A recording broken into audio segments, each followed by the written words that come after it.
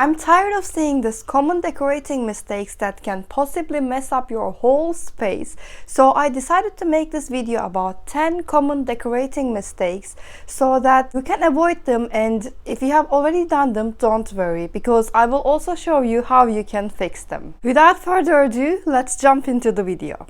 Hello everyone, welcome to my channel. I hope you are all doing well. My name is Selen and I am architect. On this channel, I show you how you can elevate your space and create a place that you can proudly call your home. And if this is something that you are interested in, you can subscribe to my channel for more content. If you want me to design your space, I'm going to put my website in the description box, so make sure to check that one out. Now, not measuring your space is the most common decorating mistake that can easily cause unproportional living spaces, and it can be really expensive and tiring to fix this problem. So I wanted to start with this one. When we see unique things, we want to buy without thinking, but please don't do things from end to start, guys. Always measure your room and see if you have enough space for that furniture or if it is the right scale for your space. To give you an example, if you have a very big living space and you like a cute little sofa that really suits your style, even if you buy that piece, it is never going to look nice and it is going to look very awkward. However, if you put that sofa into a room that has the right scale, it is going to rise, shine, and look like a star. On the other hand, if your space is small and you go and buy a really big chunky sofa because maybe it looks traditional or gorgeous in your taste, it may not even fit your space. Also, don't forget to measure the width of your door because some furniture are really big and it may not even fit from there. And then you may end up dealing with the returns and deliveries, and you may even have to pay for all of them. So please be careful about that.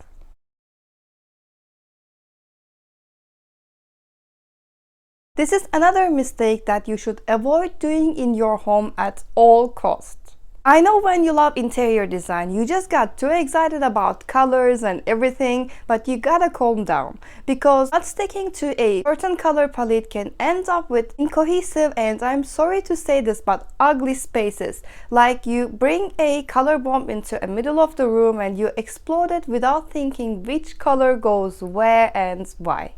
It sounds like a disaster, right? So please guys, before buying any furniture or anything, please decide your color palette. And I'm not saying you to be boring and not be colorful. You can also be colorful, but just make sure that you know which colors you are going to use in your space. And this way your space is going to look more professionally designed and intentional. I have another video about which color is good for which space and also how it affects your psychology. So if you're still not sure about which colors you want to use in your space, I'm going to put the link in the description box for you because I think that video can be useful.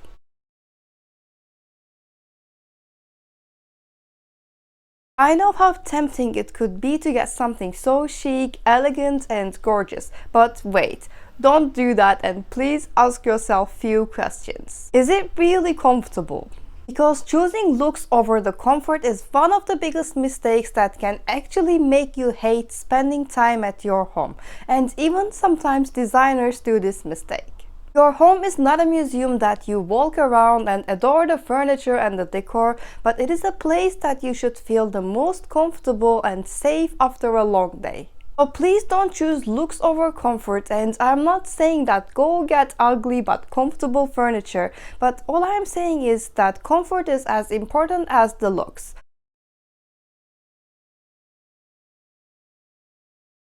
Now, whatever you do in life, if you go over the board, there is a high chance that is not going to work in your favor. And this is also same when you design your home, unless you hire a designer to create your dream space, because obviously they are experts and they have more knowledge compared to a regular person.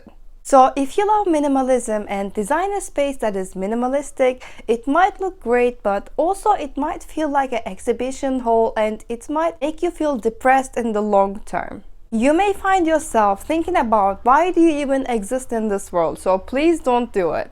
On the other hand, if you design your house in maximalist style, yes, you can have a very colorful and Instagram friendly house that you can take pictures on every corner, but honestly, can you even rest in that space? If you are still watching this video, guys, I think you are enjoying the content that I am creating for you.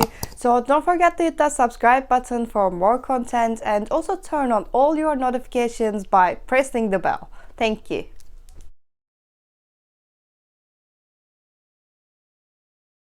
Now, this one is tricky. If your space is small and only option for you to design a nice layout is by pushing your furniture against the wall, go for it. It is going to work for you. However, if your space is big or even a regular size, why do you do that? You are going to end up with a big empty space in the middle of the room and your space is going to look very scattered. Interior design is all about creating meaningful spaces that has clear zones and they function really well.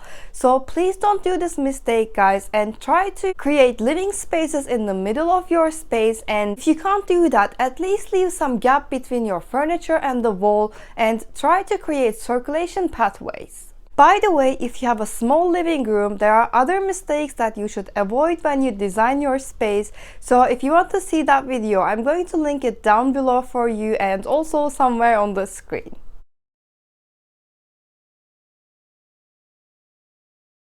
Guys, we are in 2022 and I still can't believe that some people try to match their furniture and decor because they believe that they can have perfection this way, which is way too far from the reality. Because beauty lies in imperfection and eclecticism. Like when you have a really unique piece in your space, it is going to stand out and probably not everyone going to have that piece in their space, which is really awesome. Nobody wants to see the same furniture in every house. It's boring, guys. I also want to include metals in this category because some people think that, let's say they have a silver in their space and they feel like they can only use silver, which is not true. You can perfectly mix and match 2 or 3 metals, and only thing that you should be careful about is that make sure that metals that you choose don't compete with each other but rather complement and highlight their beauty.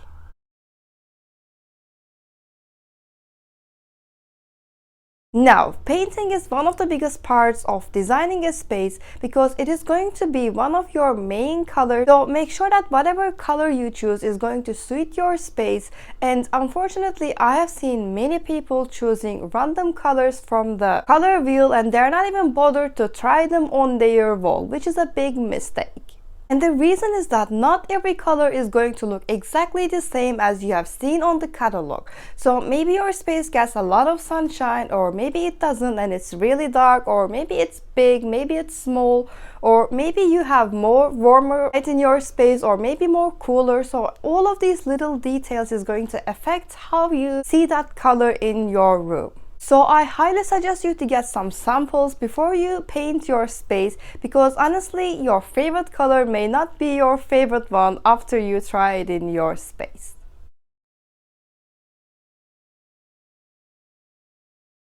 When it comes to lighting, guys, you should be really careful because if you choose a wrong lighting fixture, it can give you a headache and also it can damage your wallet because let me tell you, lighting fixtures are not cheap.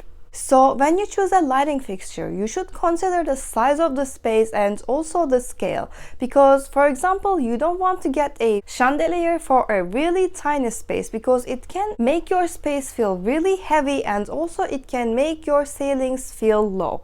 But I must also admit that if you are not sure about which lighting fixture is the best for your space, it is always better to go for the big one because having a tiny lighting fixture in a regular size room is also a big no-no and it can also end up with being a disaster. So you should find the right scale with the right visual weight in order to achieve a more balanced look.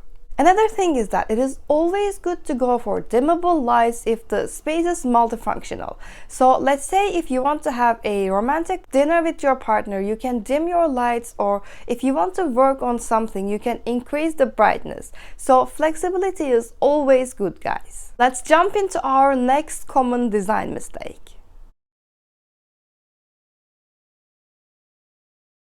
I always say on this channel, guys, having a focal point and defined zones is really important to create a space that looks well put together. Because when you have a focal point, you have more power to control what's going on in the space, and you can distract people from the things that are not visually pleasant, and you can make them focus more on the better sides of the space. I talk a lot about zoning on this channel, guys, because it is really important, and if you want to learn more about that, I will try to add few more videos in the description box for you.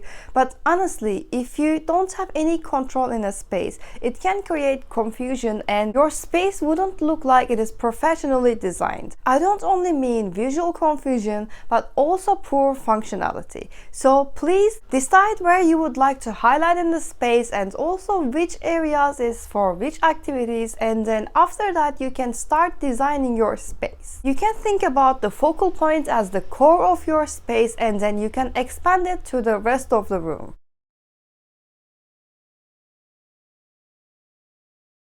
Another common decorating mistake that I have seen a lot is not having height diversity when you design a space. And I'm sorry to say this, guys, but your space can look really flat and boring.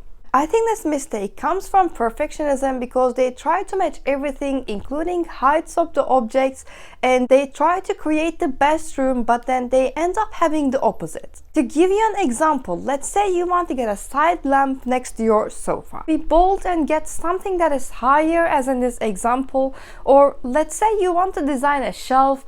Please add variety of objects with different heights, otherwise your decor items will look like soldiers. Be creative and make it more interesting, please. If you want to learn more about how you can design shelves or bookcases like a pro, I have another video about that, and I'm going to link it down below for you. That's all I've got for you for today's video, guys, and if you like it, you can subscribe to my channel for more. And also, if you want me to design your space, I'm going to put my website in the description box and probably somewhere on the screen now, so you can go there and send me a message. I have various interior design packages, including consultations and also online design packages for international clients, so you can check that one out. And if you want to follow me on Instagram, you can go to selenarchitecturaldesign for daily inspirations and also interior design tips. Again, thank you so much for watching, and please stay safe until I see you next time. Take care. Bye bye.